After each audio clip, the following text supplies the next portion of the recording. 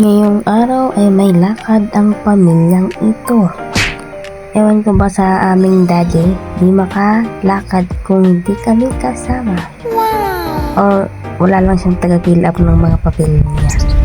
Kaya kasama kami papuntang Marikina, magpapamedical lang sa bayan. Kasama-sama pa ang pamilyang ito. Diba full force kami nagpa-medical. Siya lang nagpa-medical, full force lang kami pumunta doon. Ngayon sumakay kami ng jeep. Si Gio ay karga ng daddy niya. At katabi ko naman si Mary. Fast forward, pagkatapos namin magpa-medical, pumunta kami ng Riverbanks para kumuha ng kanyang NBI. Bago pala kayo kuha ng NBI, mag-online muna kayo para pagpunta doon, okay na, pipila ka na lang at magbabayad yata ng 5 na pay. Sabi ni Jessica, may bayad doon ng 5 pay kahit nag-online ka na, siguro para sa nila. Pagkatapos namin doon, ayun, sumakay kami ng jeep ulit papunta dito sa bayan. Nagpahinga lang kami dyan kasi ang init-init at nakakapagod. Pag may dala kang bata, ang pagod, ang hirap kumilos.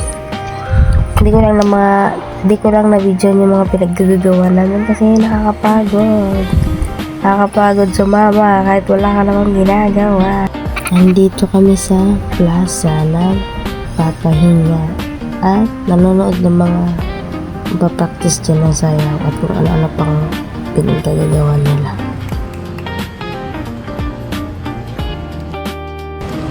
Gutom na ako. Kanina pa ang karaglakad.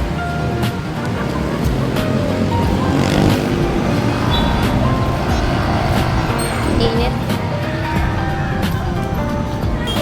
Siyempre, pag aalis, mag-picture muna para may memory na lang.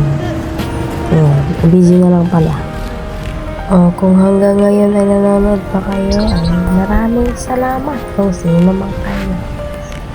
Hanggang dito na lang kami uuwi na. Bye-bye.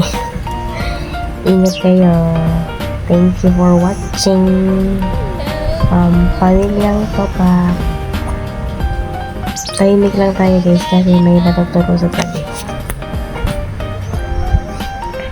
Bye-bye na. Uwi na talaga yan sila kasi mga pagod na.